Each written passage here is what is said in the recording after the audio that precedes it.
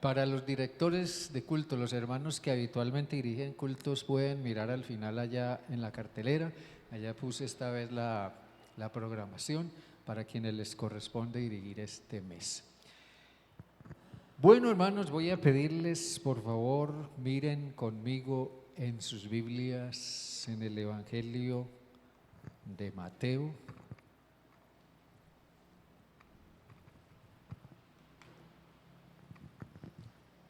Miren conmigo, por favor, en sus Biblias, Evangelio de Mateo.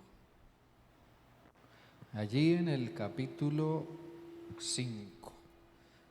Solamente quiero leer un versículo, 5, 14.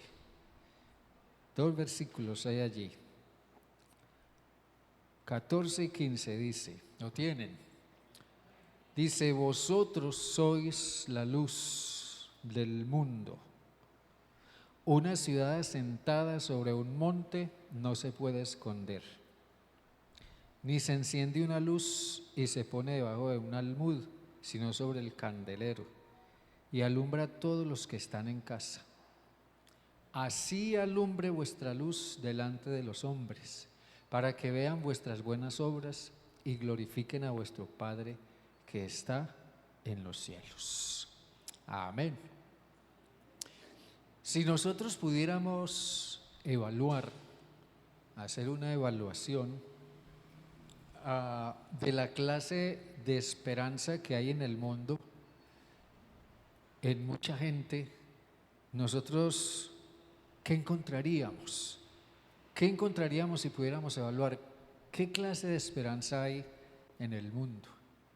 Cuando hablo de esperanza, significa en alguna manera tener un anhelo por algo mejor, por alcanzar un logro, o porque me sane de una enfermedad, o porque resuelva un problema financiero, o un problema familiar, no sé, o porque las cosas sean mejor.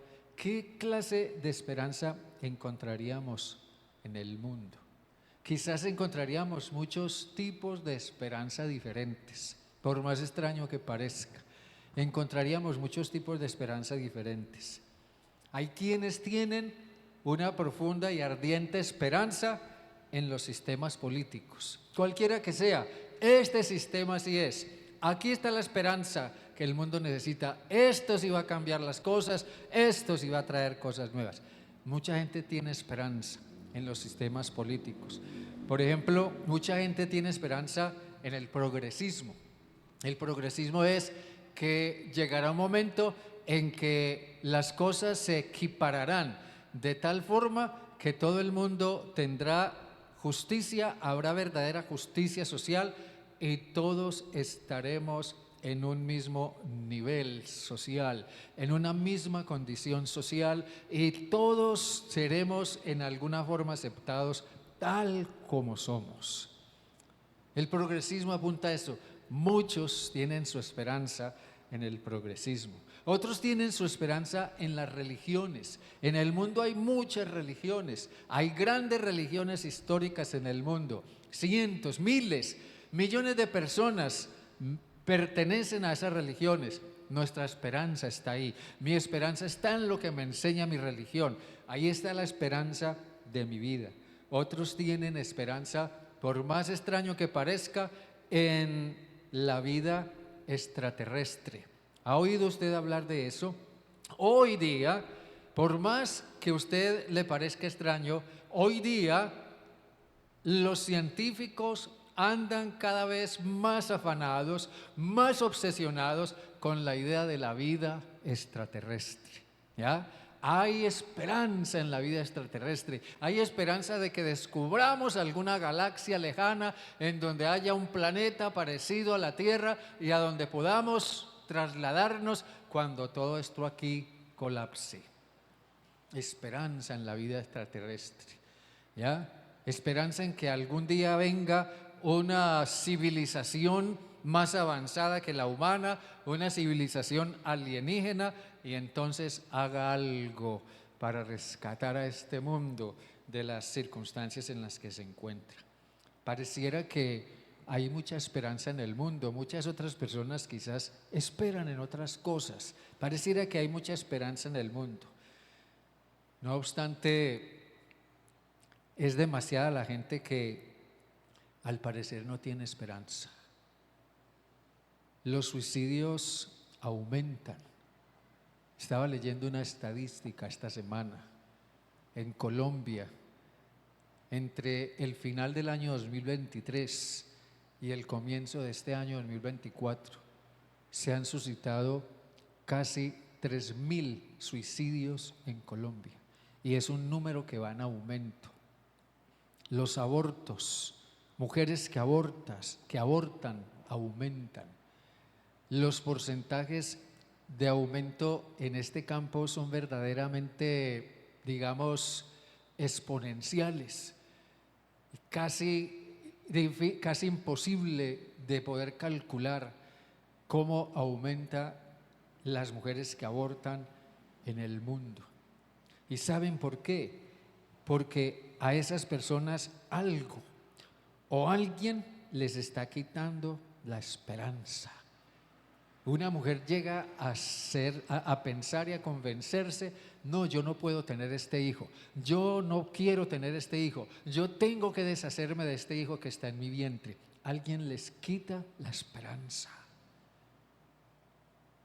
Las personas llegan a pensar: no vale la pena vivir, yo voy a quitarme la vida, yo me voy a arrojar de un puente, yo voy a pegarme un tiro, yo voy a hacer algo, pero no quiero más esta vida. Algo o alguien les quita la esperanza. Las migraciones aumentan cada día más en el mundo, y aumentan porque la gente corre buscando una esperanza. La esperanza está en atravesar la frontera entre México y Estados Unidos. La esperanza está en irme por el tapón del Darién. La esperanza es atravesar el mar Mediterráneo desde los países africanos y meterme en Europa. Allá está mi esperanza. Las migraciones aumentan por todos lados porque la gente busca una esperanza. Estaba leyendo acerca de una mujer llamada Isa Kriens. Ella es una influencer y tiene una radio virtual. Ella tenía su esperanza en la llamada Nueva Era. La Nueva Era es una ideología que viene desde ya hace varios años, que promueve la idea de que va a terminarse esta era caótica y un día, por el esfuerzo y por la dedicación y por la inteligencia humana y la razón humana, entonces va a despuntar una era nueva para la humanidad. Pero ella tenía su esperanza en esto, pero un día encontró que eso no la llenaba. Un día ella encontró que estaba profundamente vacía en su corazón. Y en su búsqueda ella encontró a Cristo y luego se bautizó. Alguien decía de ella: a pesar de su éxito y de su influencia, Isa confesó que aún sentía un vacío en su vida, una búsqueda constante que no encontraba satisfacción ni nada que la llenara. Y la misma chica decía después: en Cristo encontré todo lo que buscaba. Decía ella: por fin sé a dónde voy. Desde que recibí a Cristo y el Espíritu Santo me siento como en casa. Ahora tengo una verdadera esperanza. ¿Cuánta gente en nuestro entorno no tiene esperanza? O están aferrados a una esperanza inexistente, o están aferrados a una esperanza que no soluciona o una esperanza que no salva. Miren ustedes bien, Jesús vino a un mundo sin esperanza. Había una religión, sí, había mucha religión en el tiempo de Jesús. Había mucha gente muy religiosa, pero la religión era solo eso, religión. No era más que eso, religión. Y para colmo, la religión era impuesta y la religión era vigilada minuciosamente. La religión era perseguida minuciosamente para el que no la cumpliera. Los líderes religiosos fustigaban constantemente a la gente de una manera sumamente severa cuando no cumplían con la ley. No más tenemos el ejemplo de cuando Jesús sanó a un hombre paralítico al cual unos amigos bajaron por el techo de la casa y Jesús le dio esperanza y le dijo: ten ánimo, hijo, tus pecados te son perdonados. Y cuando Jesús le dijo: toma tu lecho, levántate y vete a tu casa, y él tomó su camilla en la que antes lo habían traído acostado y se fue con ella a su casa, los líderes religiosos iban tras él y lo pararon y le dijeron: espera, ¿a ti quién te autorizó que llevaras esa camilla? Hoy es día sábado y nadie puede cargar ni siquiera su propia camilla. Esa era gente que ahogaba la esperanza. Y como consecuencia, la gente tendía a hacerse a la orilla. La gente tendía a hacerse a un lado. La gente tendía a olvidarse de la religión, desilusionados por los líderes religiosos y también desilusionados por su propio fracaso en cumplir la ley. Se sentían también vacíos y sin esperanza. Y es ese tipo de gente al que Jesús se encontró por montones, según refiere el mismo Mateo. En el capítulo 9, en el versículo 35, Mateo lo describe.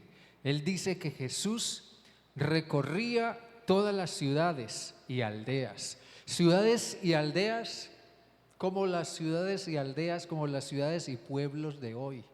Jesús recorría ciudades y aldeas enseñando en las sinagogas de ellos y predicando el evangelio del reino y sanando toda enfermedad y toda dolencia en el pueblo.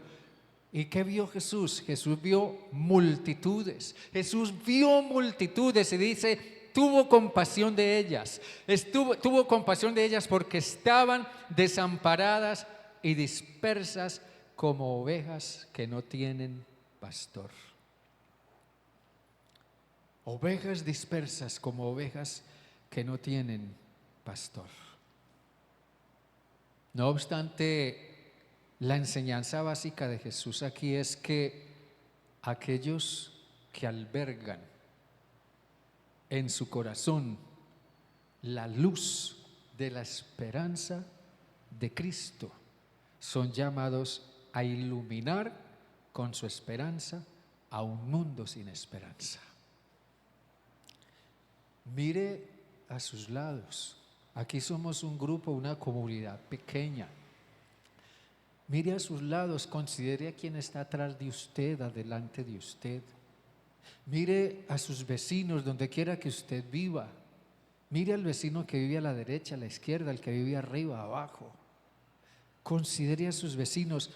Mire a sus lados y pregúntese sinceramente si esas personas que están ahí tienen una esperanza cierta.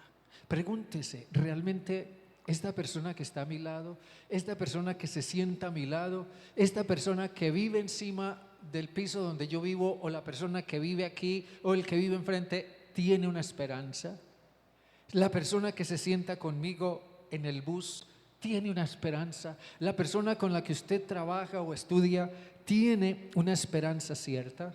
¿Tendrá esa persona una esperanza con respecto al problema que pueda estar atravesando? ¿O estará esa persona pensando en el suicidio? ¿O estará esa persona pensando en abortar? ¿O estará esa persona pensando: si yo pudiera irme de este país, así tenga que meterme por el tapón del Darién, yo lo haría? ¿Tendrá esa persona una esperanza? Si esa persona está pasando una situación económica difícil, ¿tendrá una esperanza? Oyendo a una instancia diferente, si esa persona quizás cometió un pecado, cometió un error en su vida, tal vez robó, tal vez dijo una mentira para quedar bien, o tal vez está haciéndole infiel a su esposo o a su esposa, esa persona quizás ha pecado y está cargando con su culpa, ¿tendrá esa persona una esperanza? ¿Podría usted decirle a esa persona que hay una esperanza? O tal vez esa persona está enferma, Tal vez los médicos acaban de decirle, te queda una semana de vida, o a lo sumo 2. ¿Tendrá esa persona una esperanza al morir? ¿Tendrá esa persona una certeza de a dónde va a ir su alma si muere? ¿Qué esperanza puede tener esa persona con respecto a la eternidad? ¿Podría darle usted una palabra de esperanza a esa persona? Sí, el mundo está dividido entre los que tienen esperanza y los que no tienen esperanza. Y yo vuelvo y subrayo que verdaderamente aquellos que albergan en su corazón la luz de la esperanza en Cristo son llamados a iluminar con su esperanza un mundo sin esperanza. Muchos de nosotros aquí, yo mismo en lo personal, un día fuimos personas en alguna manera sin esperanza y pensábamos que nuestra esperanza estaba en lo que teníamos a la mano o en lo que estábamos ocupados o a lo que nos dedicábamos o en lo que hacíamos. Pero un día encontramos que no, que eso era una esperanza que no llenaba, una esperanza realmente falsa. Porque una cosa es la esperanza en lo que ofrece esta vida, en lo que ofrece este mundo, pero otra cosa es la esperanza en Cristo. Amén, hermanos. Otra cosa es la esperanza en Cristo. ¿Qué es su luz? Jesús habla aquí de la luz. Piense usted. ¿Qué es su luz? ¿Qué es su luz? No le estoy preguntando cuál es su luz, sino ¿qué es su luz? ¿En qué consiste su luz? Jesús, vuelvo y leo las palabras que él dijo. Vosotros sois la luz del mundo. Y eso significa que hay una luz que mora en aquellos que han puesto su fe en Jesús. Jesús tiene ante sí, cuando él dijo esto, él tiene ante sí a todos sus discípulos. Todos sus seguidores están ahí. Todos. En el versículo 1 dice, del capítulo 5 dice que había una multitud. Entonces subió a un lugar alto, a un monte, y se sentó. Y vinieron a él sus discípulos, y abriendo su boca les enseñaba. Ahí estaban sus discípulos delante de él. Y se entiende que esos discípulos son los que han manifestado el compromiso de seguirle. Señor, nosotros queremos seguirte, de verdad queremos seguirte. Ahora, nosotros nos preguntaríamos hoy, ¿estamos nosotros entre esos seguidores, entre esos discípulos que también realmente de todo corazón le hemos dicho a Jesús, Señor, yo estoy dispuesto a seguirte? Y creo que hay una diferencia muy grande entre seguir a Jesús en el camino a simplemente ser una persona que solo vengo al culto el domingo y después el resto de la semana estoy absorbido en otras cosas. En el sentido figurado en el que Jesús habla, ser luz es ante todo tener muy claras las cosas. Tener muy claras las cosas, entiéndame bien. Primero, tener las cosas claras para con nosotros mismos, tener las cosas claras para conmigo mismo. Los seguidores o discípulos de Jesús vieron en él una luz. Vieron en él una luz que les ayudó a verse a sí mismos, a definirse a sí mismos y a comenzar a descubrir su sentido de la vida. Entonces, cuando ellos comienzan a descubrir su sentido de la vida, comienzan a tener las cosas claras con respecto a sí mismos. Cuando usted comienza a descubrir las cosas, a descubrir el sentido de su vida, usted comienza a tener las cosas claras con respecto a usted mismo. Jesús dijo en el capítulo 8 de Juan, en el versículo 12, Él dijo algo con respecto a la luz. Dijo, capítulo 8, versículo 12, dijo: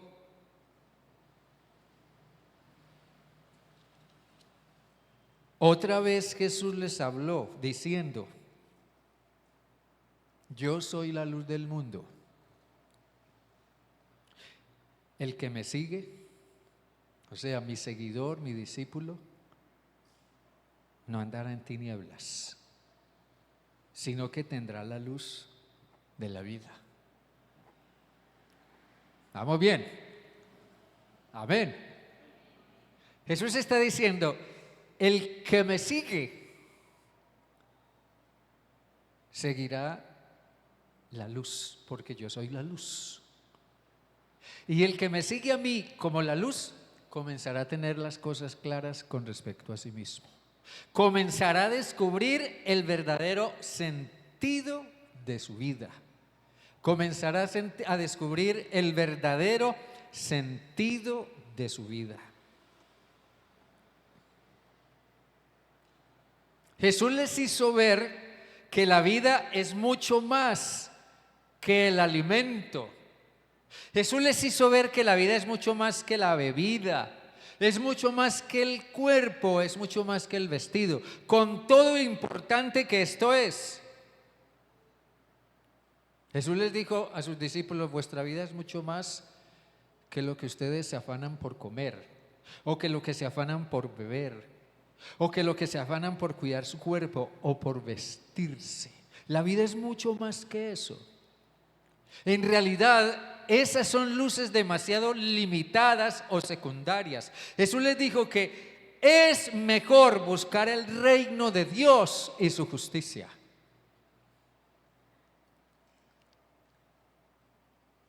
Aquí en Mateo, en el capítulo 4, en el versículo 12, capítulo 4, versículo 12, dice que cuando Jesús oyó que Juan estaba preso, volvió a Galilea y dejando Nazaret vino y habitó en Capernaum, ciudad marítima, en la región de Zabulón y de Neftalí.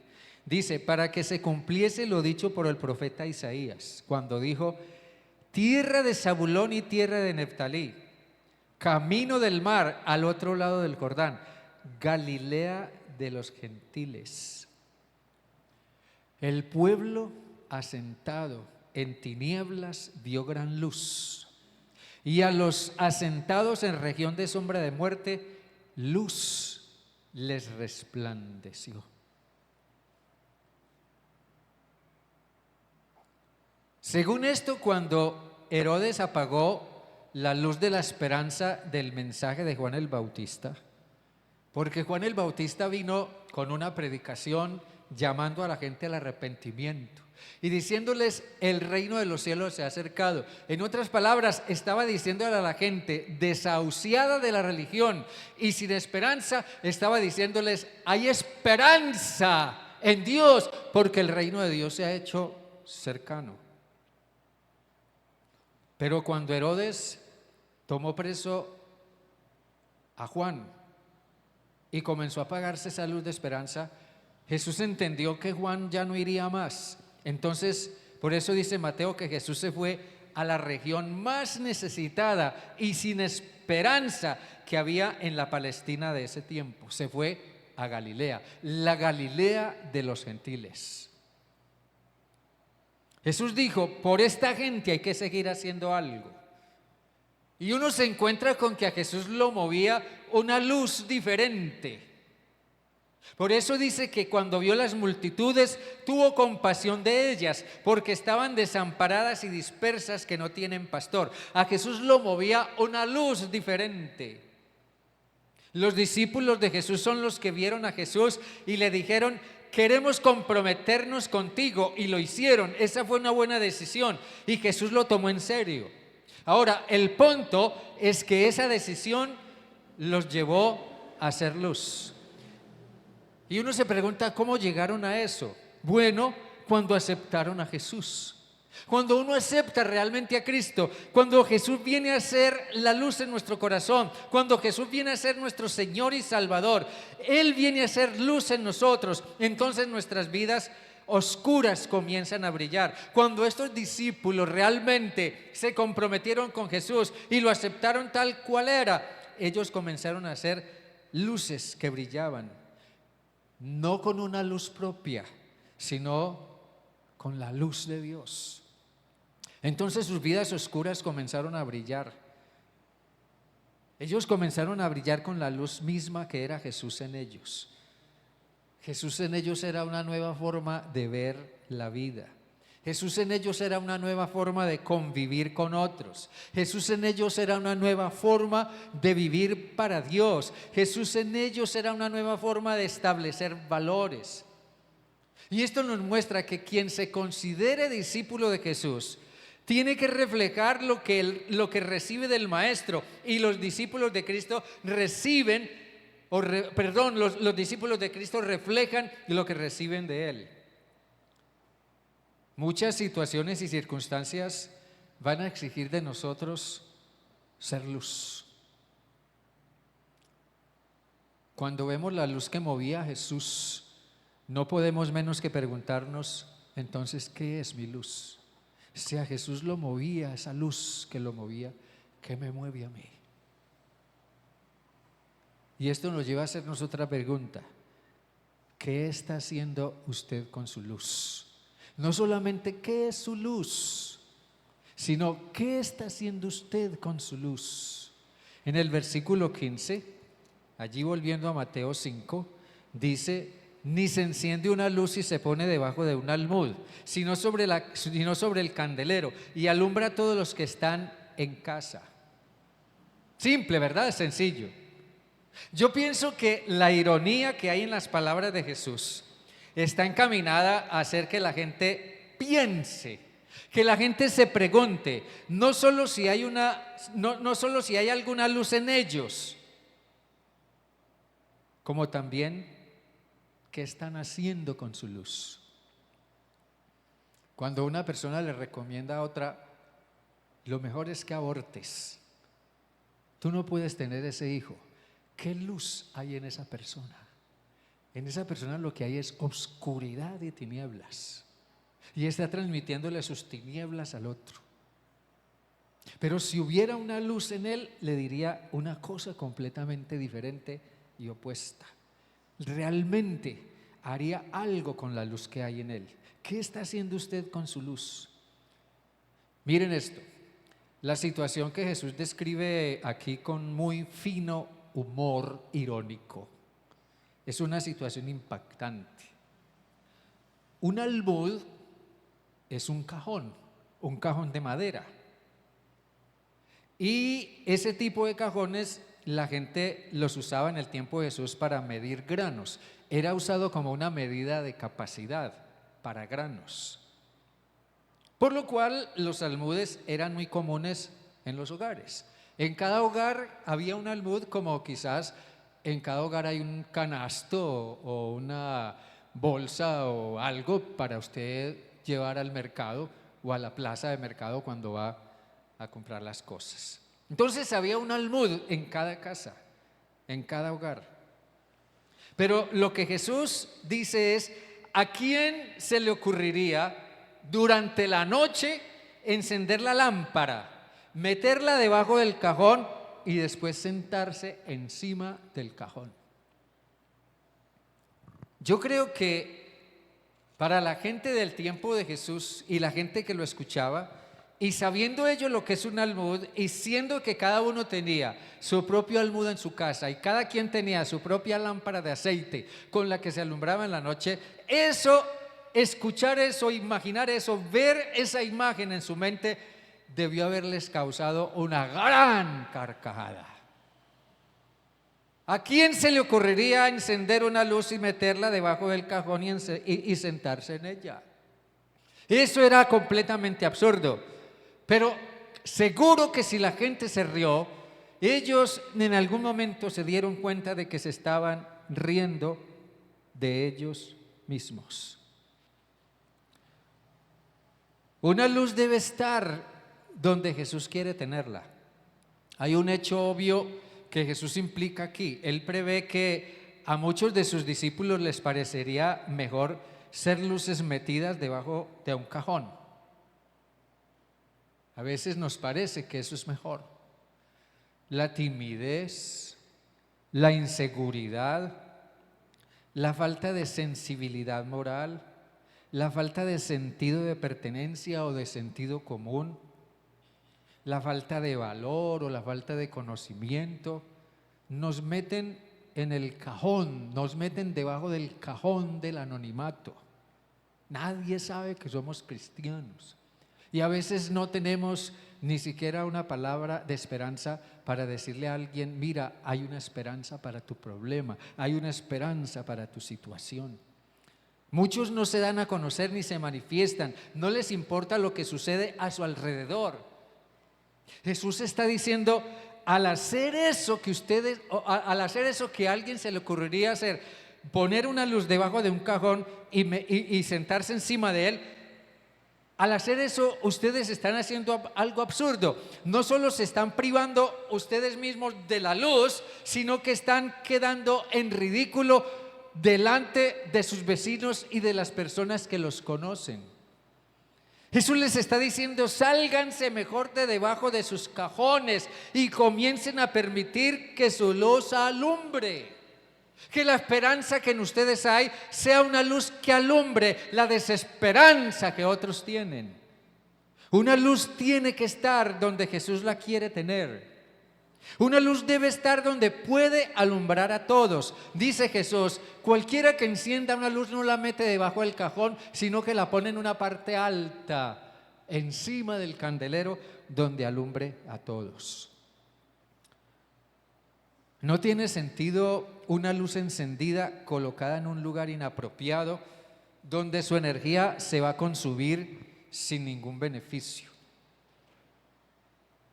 Más bien, dice Jesús, ¿por qué no utilizas tu propio cajón para subirte en él y poner la luz lo más alto posible? Entonces, es sobre el candelero donde se coloca para que alumbre a todos. Hermanos, si como seguidores de Jesús somos declarados luz del mundo, entonces nuestro lugar para alumbrar es el mundo. Nuestro lugar para alumbrar es allí donde hay tinieblas. Nuestro lugar para alumbrar es allí donde hay confusión. Nuestro lugar para alumbrar es allí donde hay ignorancia. Nuestro lugar para alumbrar es allí donde hay miedo, donde hay temor, donde hay incertidumbre. Moralmente el mundo es un ámbito de tinieblas y eso es una realidad. El cristiano comprometido entonces será guiado en forma espontánea a ubicarse en donde percibe que hay tinieblas en las que puede alumbrar. ¿Cómo podríamos nosotros alumbrar? Alumbramos cuando asumimos una posición moral firme en un debate o ante una conducta inmoral. ¿Sí? Hoy en día la iglesia está siendo retada al debate, a la polémica. Y como estudiamos esta mañana en la clase, a confrontar el error, a contender por la fe. ¿Sí? El mundo podrá decir lo que quiera, los colectivos ideológicos podrán decir lo que quiera, pero la iglesia tiene que seguir diciendo lo que Dios dice. La iglesia tiene que seguir llamando pecado al pecado. La iglesia tiene que seguir llamando al arrepentimiento al que anda en pecado. La iglesia tiene que seguir diciendo: si no naces de nuevo, no verás el reino de Dios. La iglesia tiene que seguir siendo firme y valiente en pronunciarse en un debate o ante una conducta inmoral. Eso que tú estás haciendo no está bien. Esa clase de sexualidad que dices tener no está bien delante de Dios. Eso que estás haciendo con tu esposa, con tu esposo, no está bien. Eso delante de Dios es pecado. Eso que estás haciendo con tus hijos, tu irresponsabilidad como padre, como madre, es pecado. El robar es pecado, el mentir es pecado. Pronunciarse en contra de lo injusto, de lo opresivo, de lo explotador, o abrir nuestra casa para un grupo pequeño, o ir como sembrador a algún lugar donde se pueda iniciar una iglesia o visitar un enfermo que necesita esperanza, no sé. Todos esos son modos y lugares o espacios donde podemos alumbrar. Así que, hermano o hermana, alumbre con intencionalidad y propósito. Alumbre con intencionalidad y propósito. Jesús dice muy claro, ustedes son la luz de la tierra, pero luego Él dice, ustedes son la luz del mundo, pero luego Él dice, así alumbre vuestra luz delante de los hombres. ¿Para qué? Para que vean vuestras buenas obras y glorifiquen a vuestro Padre que está en los cielos. Este es un llamado a ser cristianos intencionales. Cristianos intencionales.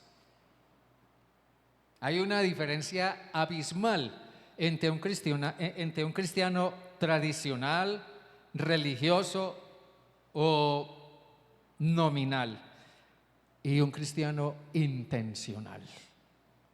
Esto es un llamado a ser cristianos intencionales.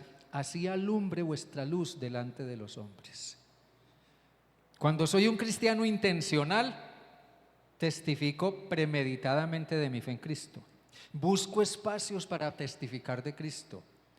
En cualquier circunstancia o situación o lugar o ante cualquier persona, testifico de Cristo. Cuando lo hago, cuando yo testifico de Cristo, estoy dando el mensaje de que tengo esperanza. Tengo esperanza de que las cosas sean mejor de lo que son. ¿Me entienden lo que digo? Cuando yo testifico de Cristo, estoy dando el mensaje. Yo tengo esperanza de que las cosas sean mejor de lo que son.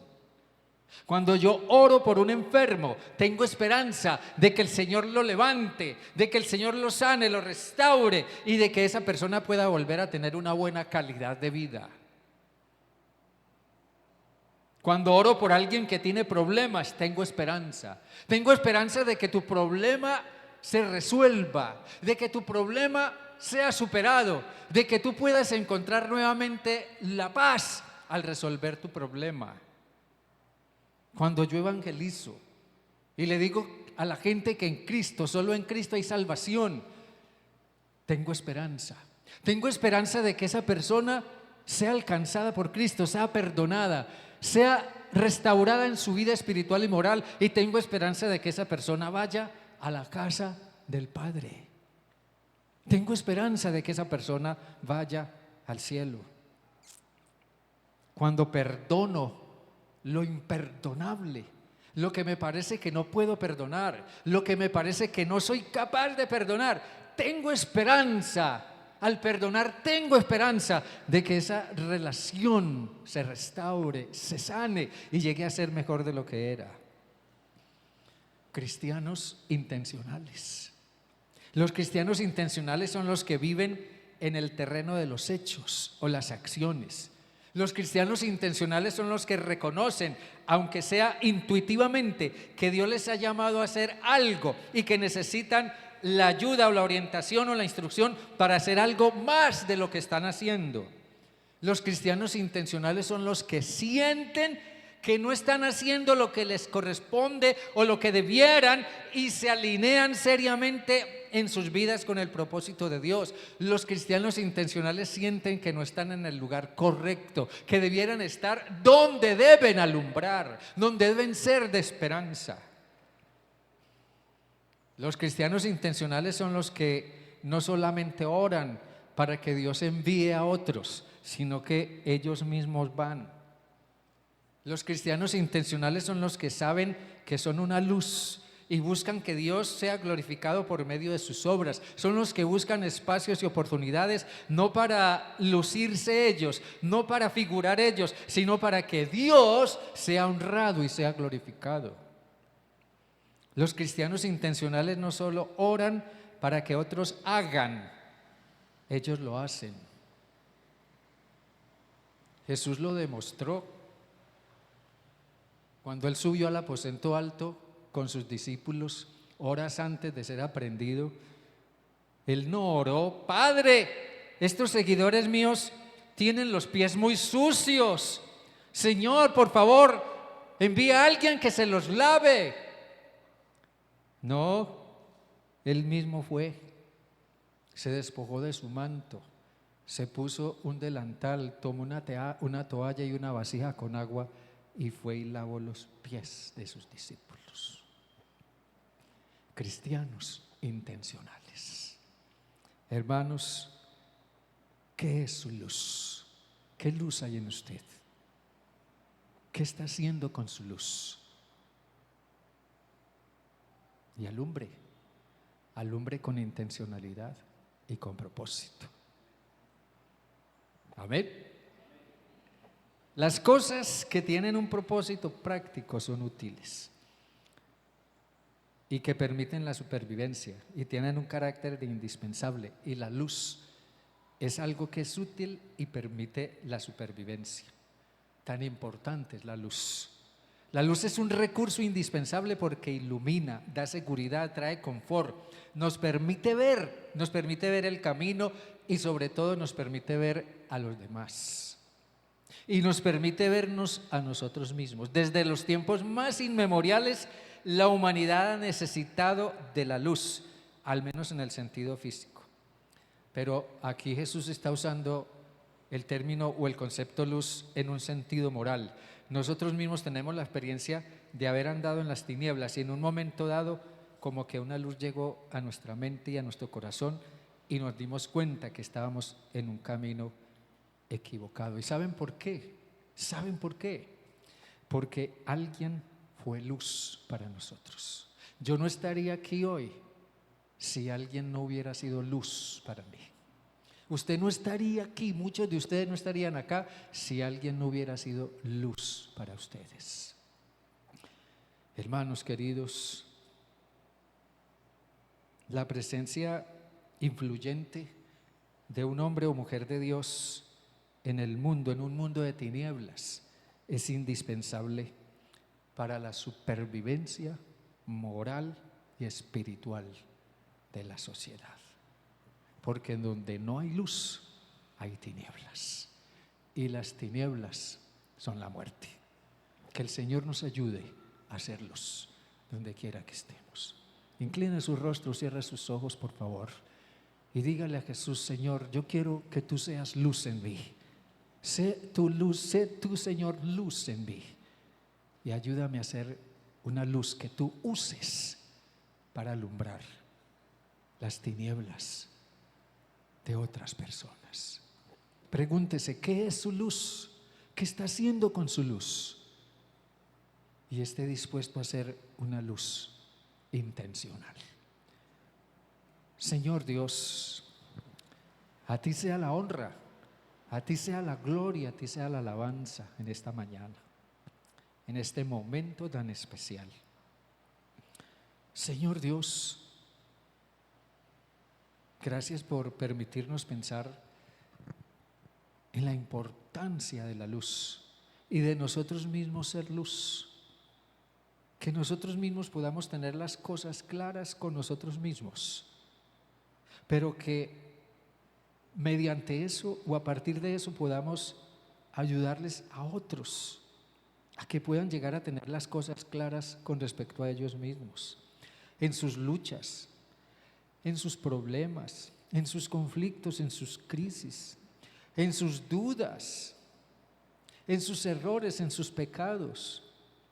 Que así como nosotros fuimos, Señor Dios, un día iluminados por tu luz, podamos ser luz para aquellos que andan confundidos en medio de las tinieblas. Señor Jesús, así como la compasión te movió a ti al ver las multitudes dispersas y desamparadas, Señor, que también esa misma compasión nos mueva a nosotros a ser luz.